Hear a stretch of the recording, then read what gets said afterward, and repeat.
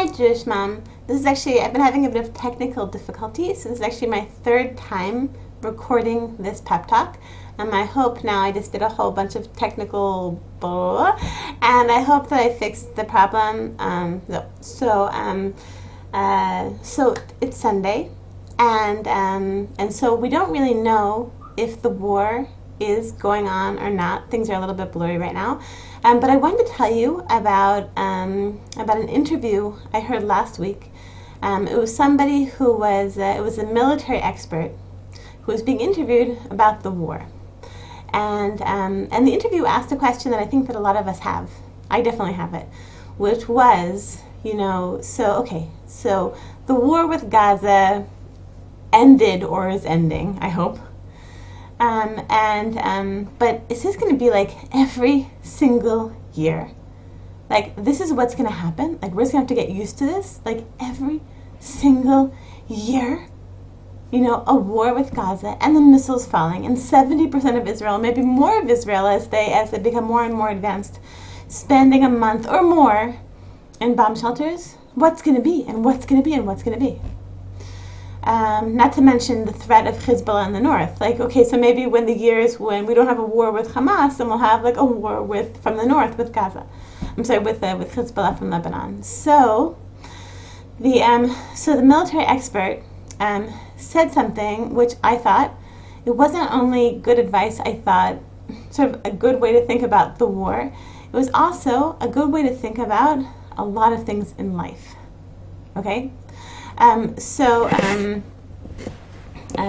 he said this. He said, Gaza, for Israel, Gaza, and the problem with Gaza is like a person who suffers from migraines.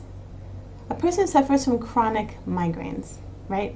So I have a relative like that. And so he's explaining, so I know what he's talking about.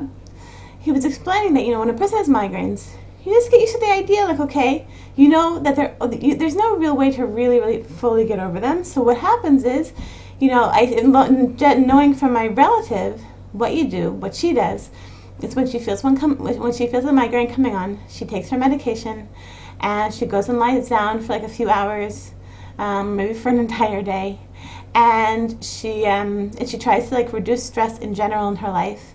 And tries to rest more to keep the migraines away.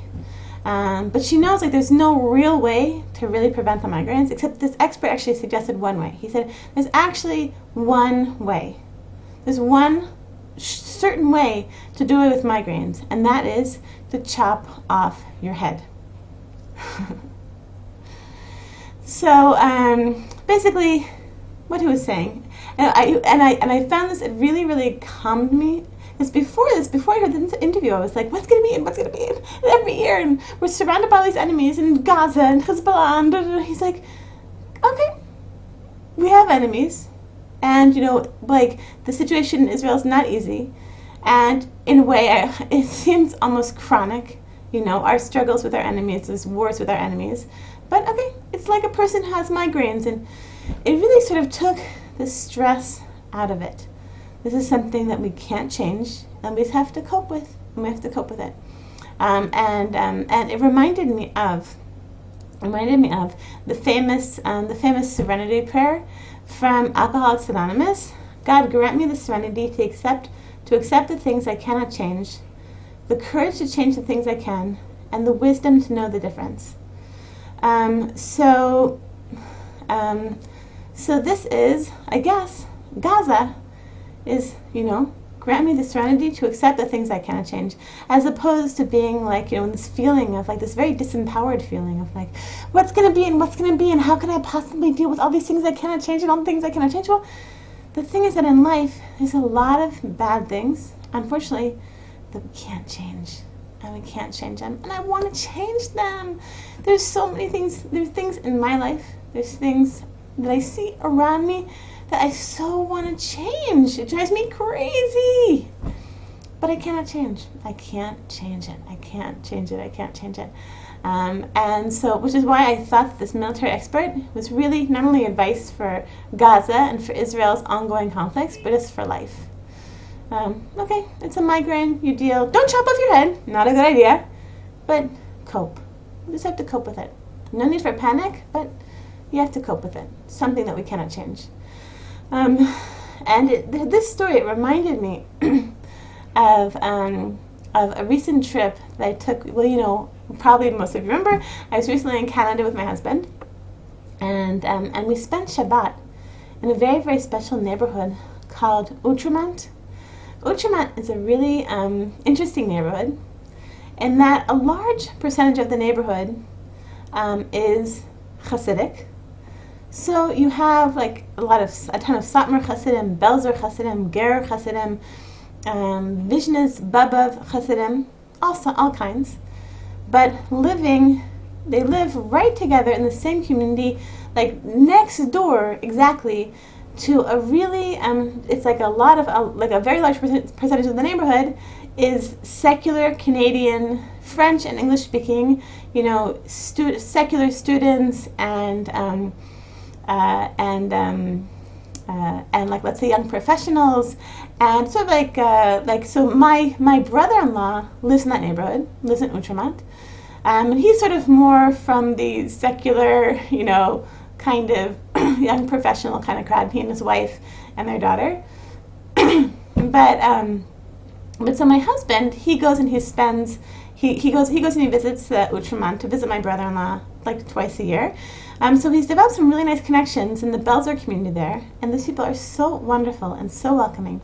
So we spent Shabbos dinner with this older couple who lives in Outremont, and I asked the Balat Habayit, I asked the wife, I asked her how she feels about living in this neighborhood.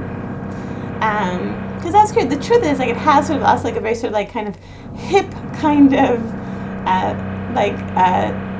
vibe to it. It's like they've got like cafes and fancy restaurants and sort of like nightlife, and it's like it's a place where like young secular Montreal comes to hang out and get something to eat and like a glass of beer.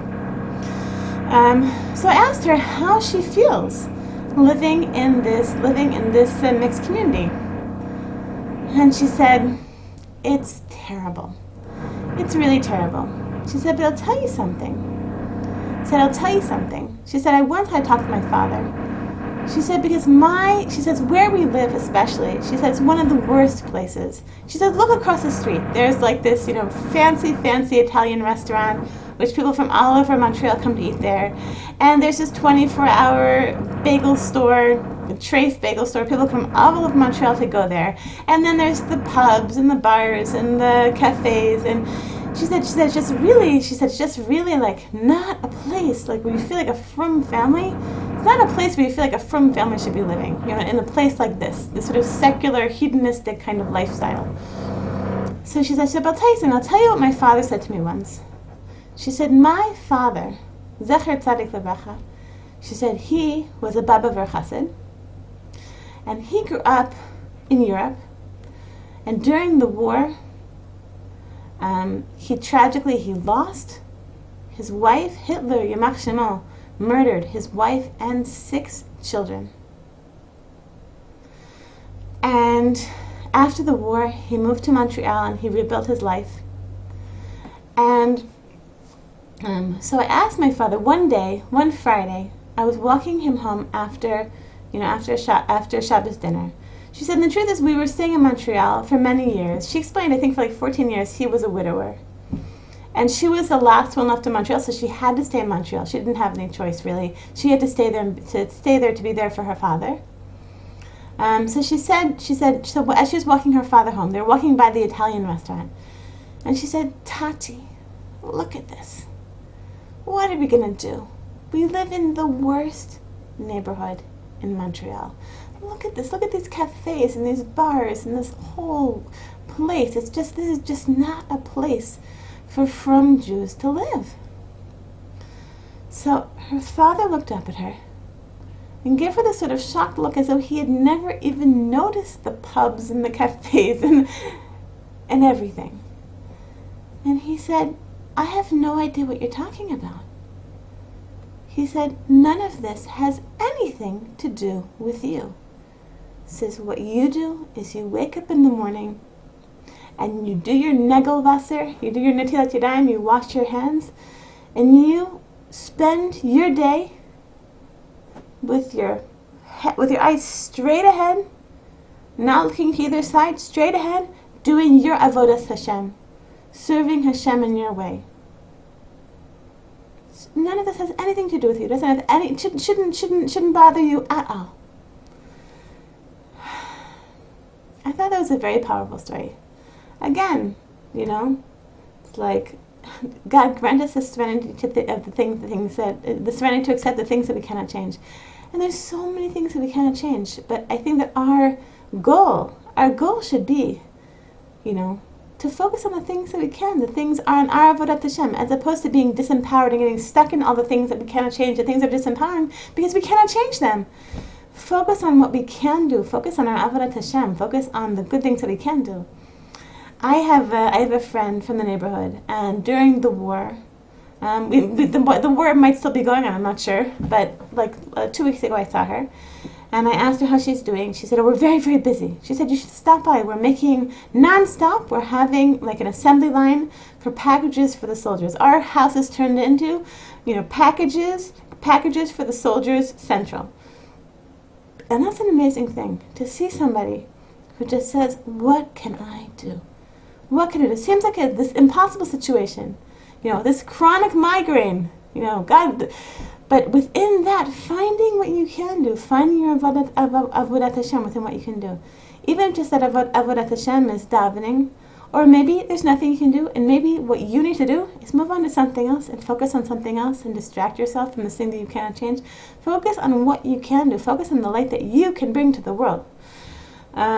So I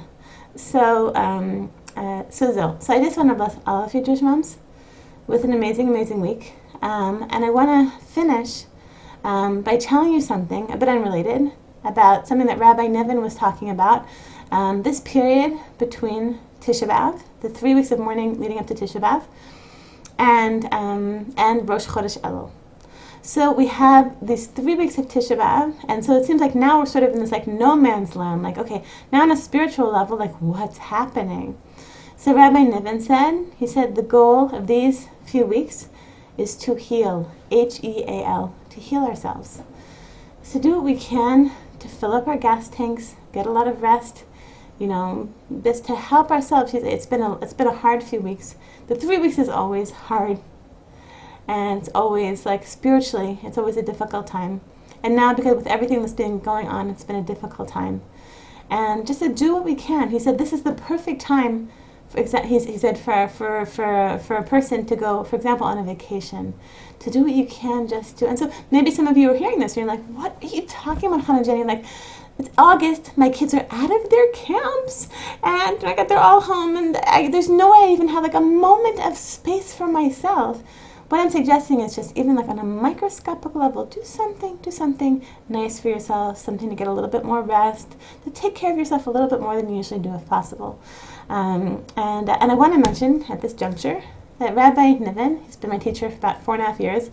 I think that anyone who's been listening to these pep talks for a while, I quote him constantly, so you know how much his Torah and how much his teachings have affected my life. And so Rabbi Niven is starting a new chabura, a new group, a new 12-week session this coming Rosh Chodesh Elul, which is once during the end of August, once during the very beginning of September, the first 3 weeks are free, no committal trial. And there's a special deal, a special raffle going on for JewishMom.com readers.